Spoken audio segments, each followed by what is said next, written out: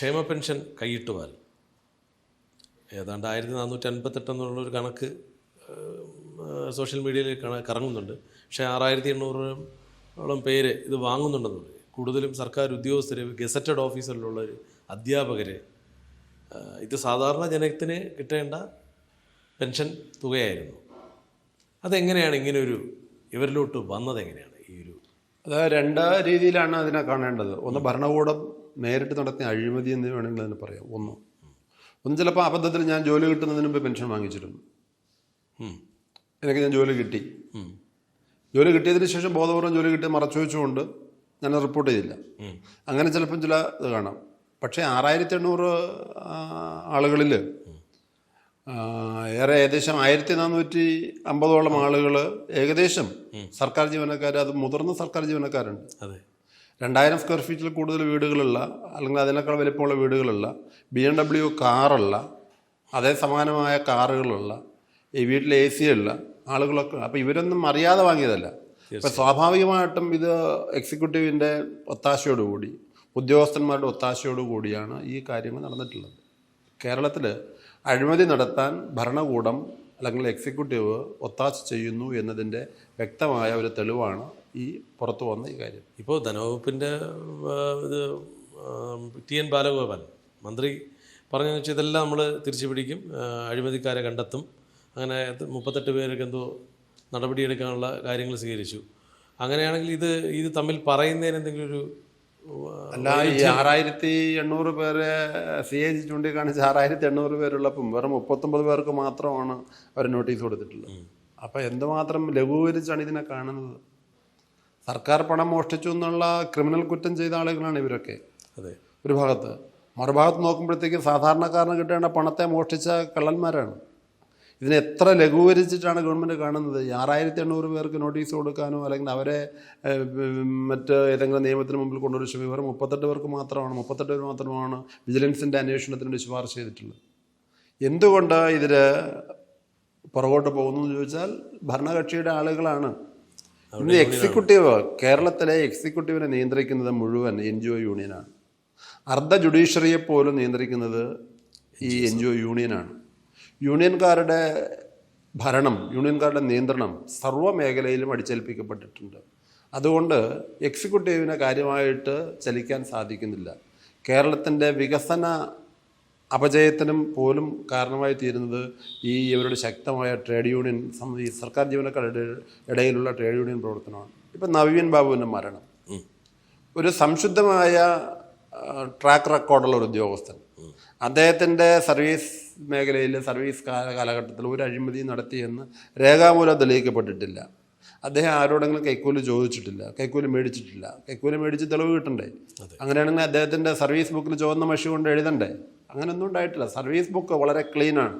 അങ്ങനെയുള്ള ട്രാക്ക് റെക്കോർഡുള്ള ഒരു മനുഷ്യനെ, ഒരു ADM ആണെന്നുള്ളതും, അഡീഷണൽ ഡിസ്ട്രിക്ട് മജിസ്ട്രേറ്റാണ്, അങ്ങനെയുള്ള ഒരു മനുഷ്യനെ മരണത്തിലേക്ക് തള്ളിവിട്ടത് ഇവരുടെ ഈ ധാർഷ്ട്യമാണ്.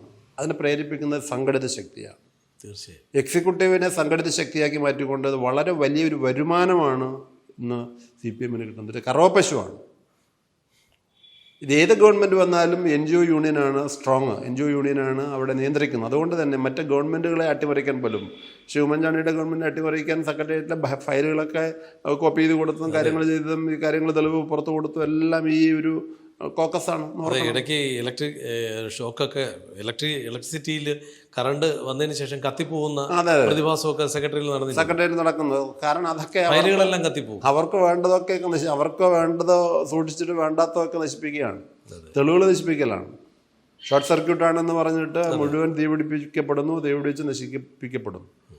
ഇത് കേരളത്തിൻ്റെ ഏറ്റവും വലിയൊരു ദുരന്തമാണ് ഈ സംഘടിത ശക്തി. ഒരുപക്ഷെ കേരളത്തിൽ എല്ലാ മേഖലയിലും ഇവർ കാണിക്കുന്ന ഈ സംഘടിതമായിട്ടുള്ള ഈ ഒരു ധാർഷ്ട്യവും ഇവരുടെ ഈ ഒരു നിയമത്തിന് വിരുദ്ധമായിട്ടുള്ള പ്രവർത്തനങ്ങളുമെല്ലാം കേരളത്തെ പുറകോട്ട് കൊണ്ടുപോകണം. ഉറപ്പായും പല ഫയലുകളും നീങ്ങാത്തതിന് കാരണം ഇപ്പം കോൺഗ്രസ് ആണ് ഭരിക്കുന്നതെങ്കിൽ ഈ സർവീസ് സംഘടന ആൾക്കാരായിരിക്കുമല്ലോ ഉയർന്ന സ്ഥാനങ്ങളിരിക്കുന്നത്. പല ഫയലുകളും നീങ്ങാത്തതിന് കാരണം രാഷ്ട്രീയം ഇവരിലുള്ളതുകൊണ്ടല്ലേ? 100%. ഇതാ ഒരിപ്പോൾ ഇവിടെ ഇരിക്കുന്ന ഒരു അഡീഷണൽ സെക്രട്ടറി കണ്ട ഫയൽ, ഉദാഹരണത്തിന് അഡീഷണൽ സെക്രട്ടറി കണ്ട ഫയൽ, അത് പിന്നെ മുകളിലിട്ട് ഇരിക്കുന്ന സെക്രട്ടറി റാങ്കിലേക്ക് പോകണം. ഇവിടുന്ന് ഒരു റൂമിൻ്റെ അപ്പുറമാണ് എടുത്തു കൊടുക്കാൻ. ചിലപ്പോൾ മാസങ്ങളോളം ഈ അഡീഷണൽ സെക്രട്ടറിയുടെ മേശപ്പുറത്ത് ഇരിക്കും. സെക്ഷൻ ഓഫീസർ മുതൽ അഡീഷണൽ സെക്രട്ടറി വരെ കണ്ട ഫയൽ, അഡീഷണൽ സെക്രട്ടറി മേളിലോട്ട് സെക്രട്ടറി, അതിന് മേളിലോട്ടുള്ള പ്രിൻസിപ്പൽ സെക്രട്ടറിയോ മറ്റ് ചീഫ് സെക്രട്ടറിയോ കണ്ട ഫയൽ ഒരു ദിവസം കൊണ്ട് എത്താവുന്നുള്ളതേ ഉള്ളൂ. ഇവിടെ നിന്ന് എടുത്ത് കൊണ്ട് കൊടുക്കാമെന്നുള്ളതേ ഉള്ളൂ. പക്ഷേ ആ ഫയൽ മാസങ്ങളോളം ഇരിക്കാറാണ്. ഇങ്ങനെ ആയിരക്കണക്കിന് ഫയലുകളാണ് സെക്രട്ടേറിയറ്റിൽ കെട്ടിക്കിടപ്പുള്ളത്. ഇതാണ് റിട്ടേപ്പിസം, ചുവപ്പ് നാട എന്ന് പറയുന്നത്. സാധാരണക്കാരൻ്റെ വിഷമങ്ങളോ അവൻ്റെ ദുരിതങ്ങളോ ഒന്നും അറിയാതെ ഇരിക്കുന്നുണ്ട്. അതേസമയം നല്ല രീതിയിൽ പ്രവർത്തിക്കുന്ന ഉദ്യോഗസ്ഥന്മാരുണ്ട് താനും, അവരെ പോലും കൈയും കാലം കെട്ടിയിട്ട്.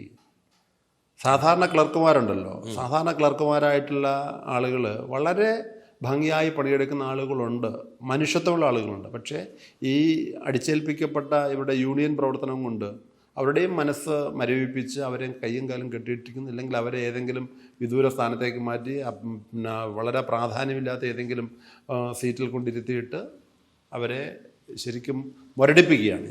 തീർച്ചയായും ഈ പറഞ്ഞ സർവീസ് സംഘടനകൾക്ക് കിട്ടിയ ഈ പെൻഷൻ, ഇതിൻ്റെ തുടക്കം എങ്ങനെയായിരിക്കും? ഇപ്പം ഞാനിപ്പോൾ എന്തെങ്കിലും എനിക്കൊരു പെൻഷൻ കിട്ടണമെങ്കിൽ ഞാൻ എഴുതി കൊടുക്കണം. ഇതെങ്ങനെയാണ് അവർ ചെയ്യുന്നത്? ഒന്ന് ലോക്കൽ സെൽഫ് ഗവൺമെൻറ്, അവിടെ നിന്നാണ് ഈ പെൻഷൻ്റെ പേപ്പറൊക്കെ പോകേണ്ടത്. അപ്പോൾ നമ്മുടെ ജനപ്രതിനിധിക്ക് ആദ്യം ആപ്ലിക്കേഷൻ കൊടുക്കാം. നമ്മുടെ കൗൺസിലർമാർ, പഞ്ചായത്ത് മെമ്പർ. കേരളത്തിൽ ബഹുഭൂരിപക്ഷം പഞ്ചായത്തുകളും കോർപ്പറേഷനും ഭരിക്കുന്ന ആരാണ്? ഇടതുപക്ഷമാണ്, കമ്മ്യൂണിസ്റ്റ് പാർട്ടിയാണ്. അവിടെ കൗൺസിലർമാരായിരിക്കുക. അത് മുഖാന്തരമാണ് അവർ തന്നെ ഭരിക്കുന്ന പിന്നെ തദ്ദേശ സ്വയംഭരണ സ്ഥാപനങ്ങളിൽ പേപ്പർ എത്തുന്നു, അവർ തന്നെ സാക്ഷ്യപ്പെടുത്തുന്നു, അവർ തന്നെ ലൈഫ് സർട്ടിഫിക്കറ്റ് ചിലപ്പോൾ സാക്ഷ്യപ്പെടുത്തുന്നു. ഇങ്ങനെ അഴിമതി നടത്താൻ വേണ്ടി ഞാൻ പറഞ്ഞല്ലോ, എക്സിക്യൂട്ടീവിനെ മുഴുവൻ ഒരു കയ്യിലെടുത്ത് വെച്ചിട്ടുള്ളതുകൊണ്ട് അവർക്ക് സുഖമായിട്ട് കാര്യങ്ങൾ ചെയ്യാൻ പറ്റും. പക്ഷേ ഒരു BJP വാർഡ് കൗൺസിലർ, കോൺഗ്രസിൻ്റെ വാർഡ് കൗൺസിലർ ഉണ്ടെങ്കിൽ ചെയ്യാൻ അവർ ചെയ്യുമെന്ന് തോന്നുന്നില്ല. അവർ ചെയ്താലും ഒരു പിടി തടഞ്ഞു വയ്ക്കും. ഉറപ്പായിട്ട് അത് ചെയ്യും, കൊടുക്കില്ല. അപ്പോൾ അങ്ങനെ കയറി വരുന്ന ഒരു ഫയൽ. കാരണം BJP ആകെ ഭരിക്കുന്നത് കേരളത്തിൽ പാലക്കാട് നഗരസഭ മാത്രമാണ്. അവിടെ ഇങ്ങനെ വിഷയം വന്നിട്ടേ ഇല്ല.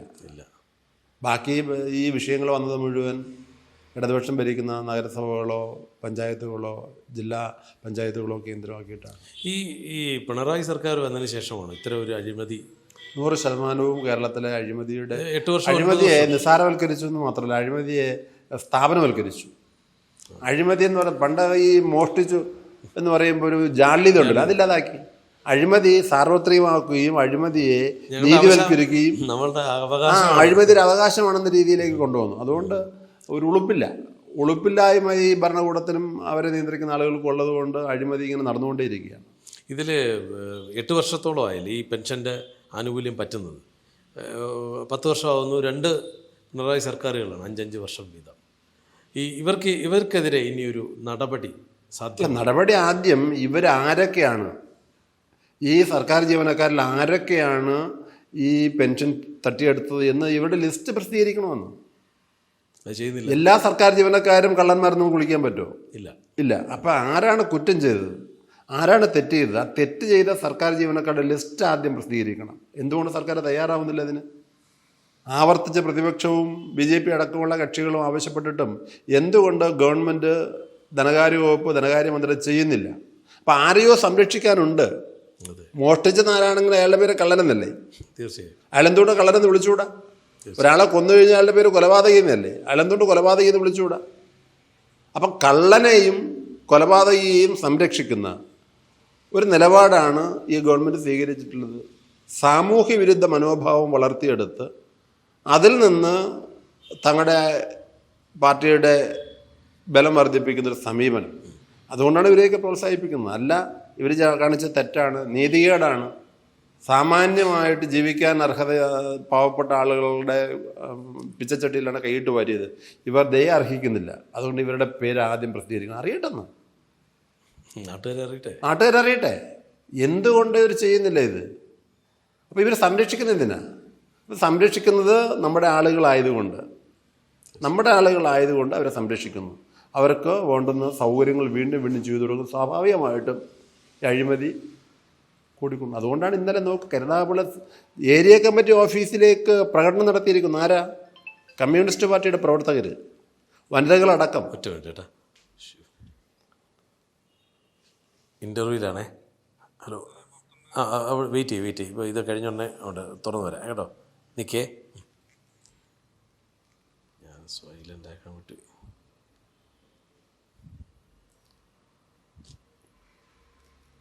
ചേട്ടാ, കരുനാഗപ്പള്ളിയിലെ ഏരിയ കമ്മിറ്റി ഓഫീസിൻ്റെ മുന്നിലേക്ക് ഇന്നലെ വനിതകളടക്കമുള്ള ലോക്കൽ കമ്മിറ്റി അംഗങ്ങളടക്കമുള്ള കമ്മ്യൂണിസ്റ്റ് പാർട്ടിയിലെ ആളുകൾ, സ്ത്രീകളടക്കമുള്ള വലിയ ജനക്കൂട്ടം മാർച്ച് നടത്തി അവിടെ പോയി കുത്തിയിരിക്കുകയാണ്. അവർ കൊടുത്തിട്ടുള്ള നേതാക്കന്മാർക്കെതിരെ ഒരു ലോക്കൽ കമ്മിറ്റി അംഗം പറയും, ഞങ്ങൾക്ക് പുറത്തു പറയാനാവാത്ത തരത്തിലുള്ള സ്ത്രീവിരുദ്ധ മനോഭാവം സൂക്ഷിക്കുന്ന ആളുകളാണ് ഇപ്പോഴത്തെ ഏരിയ സെക്രട്ടറി ആയിട്ട് വന്നിട്ടുള്ളത്. അവർ വിളിച്ച് പ്ലക്കാർഡുണ്ട്, പോസ്റ്ററുണ്ട്, മുദ്രാവാക്യമുണ്ട്. എന്താ ഒരു ഗോവിന്ദച്ചാമിക്ക് പകരം നൂറുൽ ഇസ്ലാമിനെ സ്വീകരിക്കാൻ വയ്യാന്ന് പറഞ്ഞിട്ടാണ്. ഗോവിന്ദച്ചാമി ആരാണ്? രമ്യ എന്ന പാവപ്പെട്ട പെൺകുട്ടിയെ ട്രെയിനിൽ തള്ളിയിട്ട് കൊലപ്പെടുത്തിയ ഒരു ഭീകരനായ കൊലയാളിയാണ്. അവനെ പോലെയാണ് ഏരിയ സെക്രട്ടറി എന്നാണ്. അവന് പകരം വന്ന ദാറുൽ ഇസ്ലാം, നൂറുൽ ഇസ്ലാം ആണ്. നൂറുൽ ഇസ്ലാം ഒരു പെൺകുട്ടിയെ കൊന്ന കേസിലെ പ്രതിയാണ്, ആസാംകാരനാണ്. അപ്പം ഞാൻ ചോദിക്കുന്നത്, കമ്മ്യൂണിസ്റ്റ് പാർട്ടി എവിടെ എത്തിക്കുന്നു? അവിടെ ധാർമ്മികതയില്ല, മനുഷ്യത്വമല്ല, സ്നേഹമല്ല, ധാർഷ്ട്യം മാത്രമാണ്. ഈ പലപ്പോഴും സർവീസ് സംഘടനയിൽ ജോലിക്ക് പല സർക്കാർ ജോലിക്ക് കയറുന്ന സമയത്ത്, നമുക്ക് സർക്കാർ ജോലി കിട്ടുന്ന സമയത്ത് നമ്മൾ ഈ സർവീസ് സംഘടനയിൽ അംഗമാകുന്നു. അവിടെ ഈ മാസപ്പടി അല്ലെങ്കിൽ അത്തരത്തിലുള്ള ഒരു പിരിവ് ഈ സംഘടനയ്ക്ക് മാത്രം, സർക്കാരിൻ്റെ കീഴിലുള്ള CITUവിൻ്റെ ആ സംഘടനയ്ക്ക് മാത്രമുള്ളതായ ഒരു കേൾവിയുണ്ട്. അത് ശരിയാണോ? അത് 100% ശരിയാണ്. ഇപ്പോൾ PSCയിൽ നിർബന്ധിതമായി പിരിവുണ്ട്, നിർബന്ധമായ പിരിവുണ്ട്. ഇപ്പം PSCയിൽ നിന്നാണ് തുടക്കം. PSCയുടെ റാങ്ക് ലിസ്റ്റ് വന്നു. റാങ്ക് ലിസ്റ്റ് പ്രസിദ്ധീകരിക്കുന്നതിന് മുമ്പ് തന്നെ അവിടുത്തെ സഖാക്കന്മാർ ഈ ലിസ്റ്റ് NGO യൂണിയൻ നേതാക്കന്മാർക്ക് കൊടുക്കുന്നു. ഇവർ ഉദ്യോഗാർത്ഥികൾ വീടുകളിൽ പോയിട്ട് ഇവരെ കാണുന്നു, നിങ്ങൾക്കത് ജോലി തരാൻ പോകണം. കാരണം അവരെ റാങ്ക് ലിസ്റ്റ് വല്ലതും വന്നിട്ടില്ല, അവർക്ക് അഡ്വൈസ് മെമ്മോ വന്നിട്ടില്ല. അപ്പം പാവങ്ങളോട് പറയുകയാണ്, നിങ്ങൾക്ക് ഞങ്ങൾ ജോലി തരാൻ പോവുകയാണതാ. അവിടെ അപ്പോഴും മെമ്പർഷിപ്പ് ചേർക്കുകയാണ്. വാസ്തവത്തിൽ അവർ കഷ്ടപ്പെട്ട് പഠിച്ച് പിന്നെ അവരുടെ മെരിറ്റിൻ്റെ അടിസ്ഥാനത്തിൽ അവരുടെ റാങ്ക് ലിസ്റ്റിൽ പേരുകാരാവുകയാണ്. ആ റാങ്ക് ലിസ്റ്റ് പ്രസിദ്ധീകരിക്കുന്നതിന് മുമ്പ് തന്നെ PSCയിൽ നിന്ന് ചോർത്തി കിട്ടിയ ഈ പേപ്പറും കൊണ്ട് NGO യൂണിയൻ നേതാക്കന്മാർ ഇവരുടെ വീടുകളിൽ പോയിട്ട് അവരെ മെമ്പർഷിപ്പ് പഠിപ്പിക്കുക. അപ്പം തന്നെ ചേർക്കുകയാണ് NGO യൂണിയൻ. അവരേത് പാർട്ടിയെന്നല്ല, അവിടെ വിശ്വാസം ഉണ്ടല്ലെന്നല്ല, അവിടെ മുതലേ പിരിവ് തുടങ്ങുകയാണ്. ഇപ്പം ദേശാഭിമാനി എഴുതാൻ വേണ്ടി വരുമ്പോൾ എനിക്ക് ദേശാഭിമാനി എഴുതണ്ട, എൻ്റെ പൈസയില്ല, ഒന്ന് ചോദ്യം പോലും എഴുതിയിടുകയാണ്. എന്നിട്ട് പൈസ ഇല്ലെങ്കിൽ സൊസൈറ്റിയിൽ നിന്ന് അവർ പിടിച്ചോളൂ. ഇത് ചോദ്യോത്തരമൊന്നുമില്ല. ഇപ്പം ബിൽഡിംഗ് ഫണ്ട് വന്നു, ഒരു AO റാങ്കിലുള്ള അല്ലെങ്കിൽ ജോയിൻറ്റ് സെക്രട്ടറി അല്ലെങ്കിൽ അഡീഷണൽ സെക്രട്ടറി 50,000 രൂപയാണ്, കൊടുത്തേ പറ്റൂ. എഴുതിയിട്ടിട്ട് 50,000 എഴുതിയിട്ടിട്ട് പോവുകയാണ്, തരില്ല എന്നും പറയാൻ പറ്റില്ല. അവിടുത്തെ ക്ലർക്ക് 25,000 രൂപയാണ്, പിയൂണ് 15,000 രൂപയാണ്. കൊടുക്കണം, കൊടുത്തേ പറ്റൂ. അങ്ങനെ നിർബന്ധ പിരിവ്. കൊടുത്തില്ലെങ്കിലോ അവനെ സ്ഥലം മാറ്റുമെന്ന് ഭീഷണി, എല്ലാ രീതിയിലും അവനെ ഉപദ്രവിക്കുക. അതിൻ്റെ പ്രത്യക്ഷ ഉദാഹരണമാണ് നവീൻ ബാബു. മാന്യമായി ജോലി ചെയ്യുന്ന ഒരു ഉദ്യോഗസ്ഥനെ എങ്ങനെല്ലാം പീഡിപ്പിക്കാമെന്നതിൻ്റെ ഒരു ദൃഷ്ടാന്തമാണ്. വർത്തമാനകാല കേരളത്തിൻ്റെ ദുരന്തമുഖമാണ് നമ്മുടെ മുമ്പിൽ കാണിച്ചിരുന്നത്. ഈ നവീൻ ബാബുവിനെ പോലെ വേദനിക്കുന്ന ഒരുപാട് പേര്. അയാൾ ഒരുപക്ഷെ ധൈര്യം ഉള്ളതുകൊണ്ടായിരിക്കും ആത്മഹത്യയെങ്കിലും ചെയ്തത്. അതുകൊണ്ട് ചർച്ചയായി കേരളത്തിൽ. തീർച്ചയായും ഞാൻ ആത്മഹത്യ ന്യായീകരിക്കുകയല്ല, ചെയ്യാൻ പാടില്ല എന്ന പക്ഷക്കാരനാണ് ഞാൻ. പക്ഷെ അദ്ദേഹത്തിന് ആ വഴി സ്വീകരിച്ചത് എൻ്റെ മരണം കൊണ്ടെങ്കിലും ഇതൊരു ചർച്ചയാവട്ടെ എന്ന് കരുതിയിട്ടായിരിക്കാം. തീർച്ചയായും. മനസ്സിലായില്ലേ? ഇത്തരം പെൻഷൻ കള്ളന്മാരെ, പെരിച്ചാഴികളെ തിരിച്ചറിഞ്ഞ് നിയമത്തിന് മുമ്പ് കൊണ്ടുവരേണ്ടത് അത്യാവശ്യമാണ്. ഉടനെ സംഭവിക്കട്ടെ എന്ന് നമുക്ക് വിചാരിക്കാം, അല്ലേ? അങ്ങനെയാണ് പ്രാർത്ഥിക്കാനേ പറ്റൂ കേരളത്തിൽ ഇന്നത്തെ അവസ്ഥയിൽ.